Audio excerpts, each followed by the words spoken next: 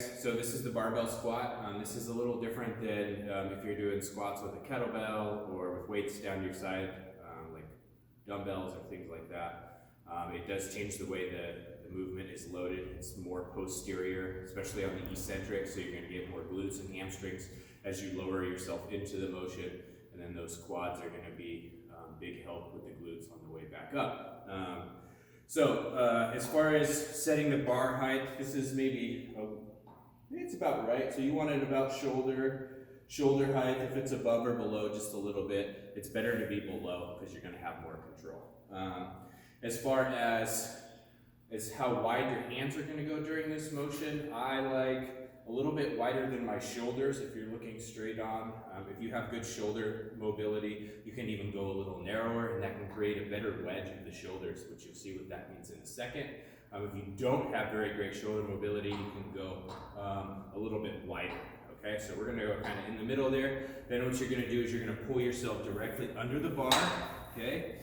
Now this is a high bar back squat, so it sits on my traps. I can get in a low bar, which sits more on my mid back. It requires a lot more shoulder range of motion, so I'm just going to show the high bar today. Once you're there, you're going to activate your lats by driving your elbows forward and pulling them away from your ears. Okay, so there's a lot of upper back tension now. Then I'm going to stand up. I'm going to take one step, 2 steps. I'm going to angle my toes outward just a little bit so my hips have room to move in this motion. I'm going to get my eyes looking forward. Now I'm resetting my lats down, and I'm going to actively start pulling my hip angle closed as I sit my butt back, going as low as I can. When I feel like my posture is going to start suffering if I go any lower, I'm going to stop, and then I'm going to drive through the top and squeeze my glutes. Okay? I'm going to come down into the motion, pause, drive up. Okay? So tightness here. I have some tightness in my stomach. I'm actively pushing out against an invisible belt or bracing. We'll talk about that more on the deadlift. And then I'm sitting into my hips between my thighs to the front.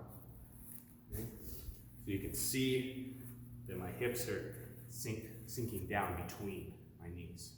I'm driving back up. Barbell back squat. Okay? Some common mistakes I find with this.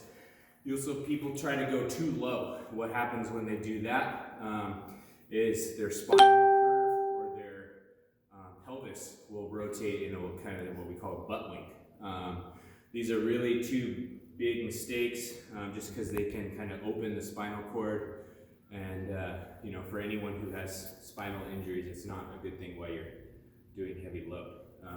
So let me show you what that looks like and how to fix it.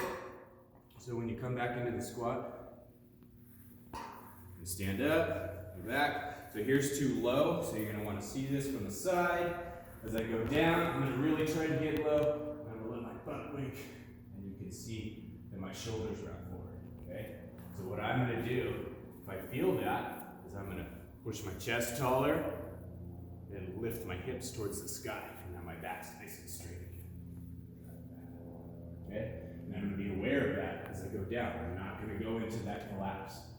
All right? The other common mistake, we're going back to the front, is when I go down, you'll see people who don't have good, strong glute medius, side glutes, glutes in general. As they go down, their knees are going to want to fall inward in front of them. This limits the range of motion of the hips, but also compromises the spine. So what we want to do is we really want to activate out into the edge of our feet and drive up. And you should feel a lot more glute when you do it that way as well. So there is the barbell back squat with a couple common mistakes and how to